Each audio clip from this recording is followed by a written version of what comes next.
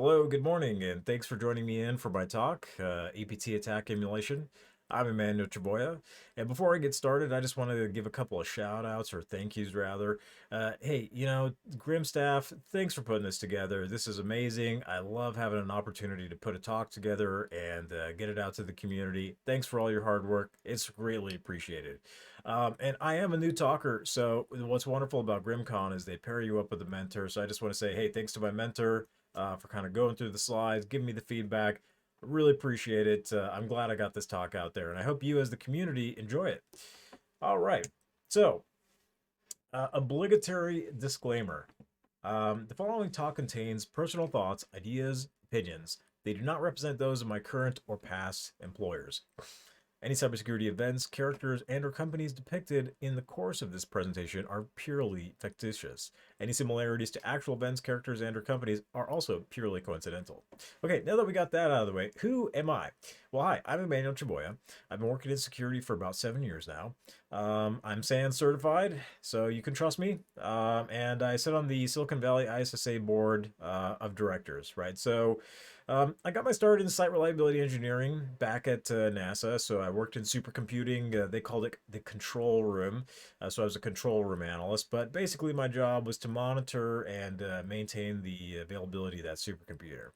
Eventually, I transitioned into security, and I sat in their security operations center at NASA, where I started off as a triage analyst, like many people do, grinding away, looking at those phishing emails and alerts, and then I moved up to triage lead so that I could help train, onboard, and get our new staff member operationalized.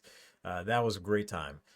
When I left NASA, I left as a senior security analyst, where basically I had a responsibility, integrating and working with the cyber threat intelligence team, the forensics team, all those incident responders at every one of our centers. And it was a great time, great opportunity to learn. But eventually, I needed to make my way into the private sector, and that's where I've been in product security. Product security is a great place for security members. So, if you haven't really heard of product security, let me tell you, it's a wonderful place where you get to focus on the products and the infrastructure, and you get to look at many different facets of security. So, I have had the pleasure of working in vulnerability management, threat modeling, DevSecOps, architectural design review, you name it. Product security allows me to have multiple different paths. And so I really love it. I also still do a lot of incident response and security operations. So I'm glad I have the experience to kind of leverage. All right, now that you know a little bit about me, let's get into the talk. So, oh yeah, follow me on Twitter and hit me on LinkedIn if you like. Great. So, why are we talking about this? Well, APT attack emulation is a somewhat advanced topic. This kind of goes into some of the concepts which have been presented or discussed in white papers and or prominent articles, right? So, MITRE itself does evaluation on tools for APT detection and aligns it to MITRE. Additionally, there are lots of articles on strengthening your cyber resilience with the APT attack emulation, and that's why we want to focus on this today. We want to strengthen our resilience. Again, there's also great opportunities to just learn more about your industry, learn more about the advanced threat actors that exist within it, and what kind of techniques they're employing to focus in on you and get that critical data and or infrastructure. Okay, cool. Well, so background on MITRE ATT&CK. I'm hoping most of you are familiar with this, but let's do a quick breakdown. MITRE ATT&CK. Well, it's based on the Lockheed Martin cyber kill chain. That's about 10 years old now, so it's been around a while. There's 12 enterprise tactics. There are 178 techniques and 352 sub-techniques. So it's always growing. It's, this is going to be a part of security for years and years to come. So if you're not familiar, do yourself a favor, familiarize yourself. If you are familiar, apologies for the obligatory breakdown. All right, so again, what is attack? Well, it's focusing on TTPs, and that's where we are going to go in and do a deep dive. What is a TTP?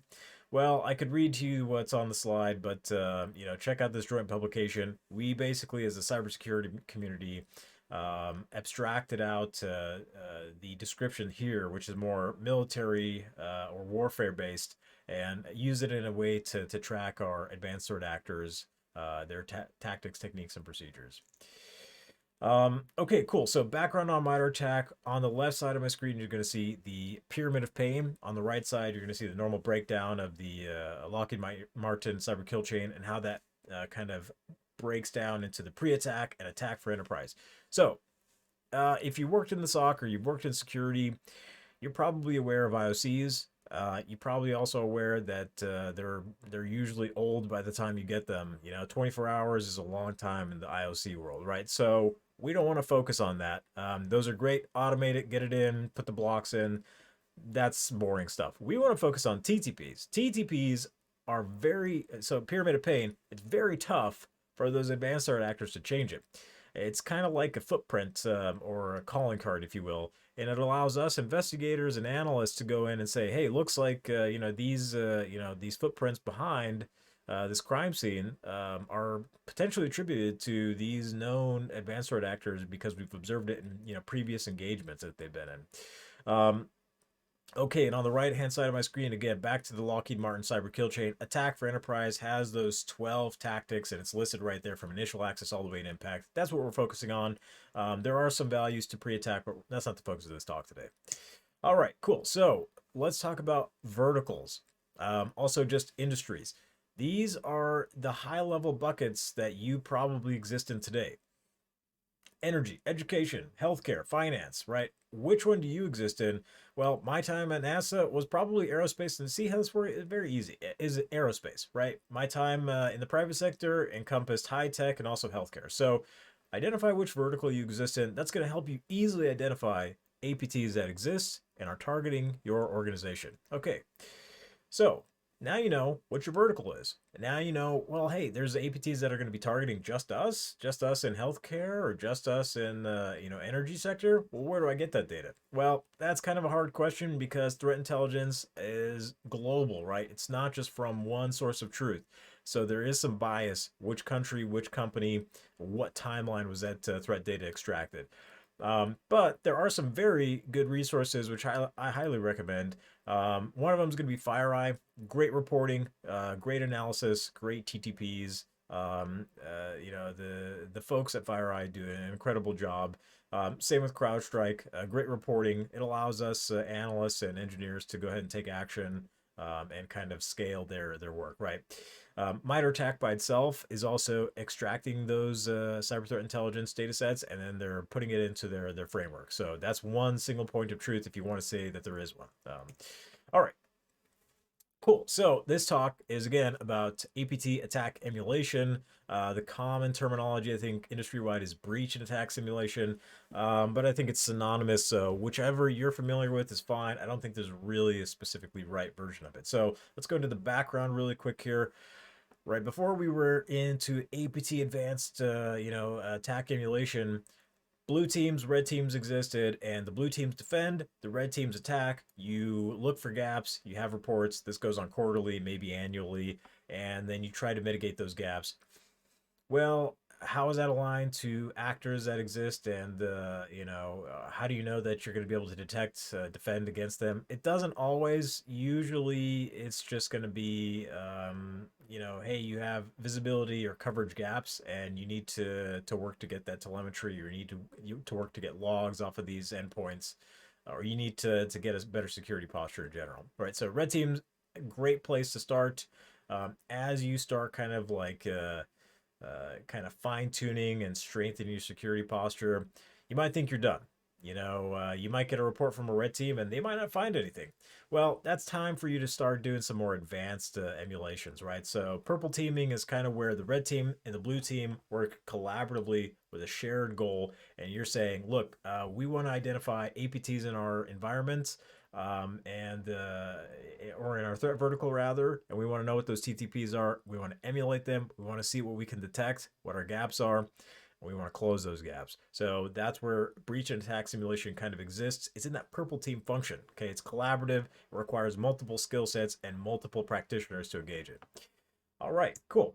So hey, before we get started, I'm just going to go ahead and toss this out as a warning. Do not do breach and attack simulation on your environment without getting stakeholder buy-in. Get your lead, get your director, get them to thumbs up this breach and attack simulation on a specific environment for a specific, atomic test or unit test rather.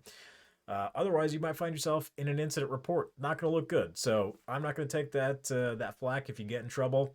Please make sure your stakeholders are in the loop and they've all thumbs up this product. Okay, or project rather.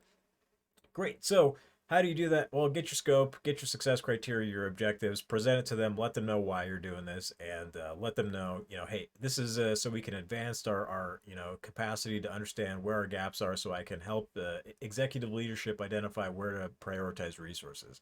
It's important for everybody.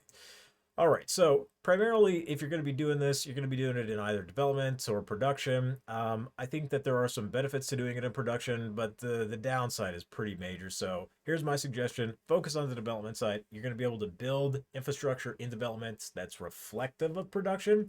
But if and when you do something where you bring it down, the application gets broken or the server, just gets toast, well, you didn't fault something in production. There's no downtime for production, and servers that matter don't get hurt, right? So in development, you could go ahead and emulate your production environment, and then go ahead and deploy your breach and attack simulation tool. Get your automated atomic tests or unit tests in, and then extract all those findings, map it to attack. So yeah, I recommend dev. It's safer, and if you do something, then you can always just wipe and reload. So do something about that. All right, so very quickly, high level, different subsets of attack emulation encompass essentially malware detonation, behavioral emulation, and behavioral replay. I just want to focus today's talk on behavioral emulation. Okay, the others have prominent places, but that's out of scope for this talk. If you want to learn more, just go ahead and get in your favorite search browser and just search it on there. So, all right. So again, high level, right? When you're talking about any tools, vendor related or open source, they're generally going to be categorized under Blackbox all the way to Whitebox. Blackbox is, hey, it's a proprietary technology. You can't see it. It just works. Press this button. That works for some organizations when you need to scale it and you need to know it works, and you have somebody on standby with an SLA for you to call when it doesn't. That's what that's for, okay? It also comes with a heavier cost, which means you need to do a POC, you're going to need to have success criteria, and you're going to need to make sure that this tool actually works for the use cases that you've already defined, right? So this talk is going to help you understand what those use cases are, how to define it, and how to go forward with that.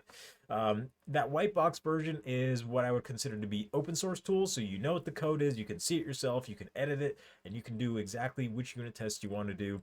That's my preference. The drawback is you got to have somebody that knows what they're doing. So there is a slight technical barrier to entry. But again, if you're doing it in development, there's a little bit of room for you to kind of learn on the fly. But that's the thing is, it's your organization, it's your project. You define what you want and go forward from there. Okay, cool. So let's talk about some frameworks. Let's talk about some tools. All right. So again, this talk is mostly focusing on MITRE ATT&CK. If you find yourself with a breach, an attack, or emulation tool that doesn't somehow find itself aligned to MITRE ATT&CK, that's okay. Because MITRE makes Attack Navigator. It allows you to manually map things. Hey, just go with the tool that maps to MITRE ATT&CK. If you find one that doesn't, I'd like to know. So, ping me on Twitter. And then tools. Okay, so I think there's a lot more out there, but for the time for this talk, I can't go into everything. So we're just going to focus on some of the higher or more prominent tools in the industry, right? So the two open source tools that I really like are going to be Red Canary's Atomic Red Team and Caldera from MITRE. Commercial tools are pretty verbose. There are some pretty good ones out there. I won't really go into that, but hey, again, if you want to go look at the Magic Quadrant and find out which one fits your profile and budget, then go ahead and do that. Start with open source, give it a test, see if you can find any useful return on investment, and then go ask for the budget for it. All right, cool. So use cases. Again, like I was telling you, well, to do this, you have to structure it some way, and to structure it, you have to know a little bit of that background that I gave you earlier, which is, hey, what's our vertical? What are the APTs? How do we get information on those APTs? Well, now that we have this information, so what? What do we do? Okay, well, we're going to be focusing on the APT use cases for breach and attack simulation, but there are some really cool ones out there. Let's say that you need a new endpoint, detection and response tool, or you need a new next gen AV or firewall. Well, maybe you want to do some breach and attack simulations on that new product to see, hey, does the vendor actually do what we want it to do? Or are there some gaps where, this doesn't actually fill what we need it to fill? That's some cool use cases for breach and attack simulation. I would say that that's outside the scope of this talk. Okay, we're just going to focus on those APT based ones, but there's some very cool scenarios that you can run through. So once you adopt this, once you get familiarized with it, you can go ahead and run wild with all the different use cases. Okay, so now that we know, hey, this talk is again just focused on APTs and how to emulate them.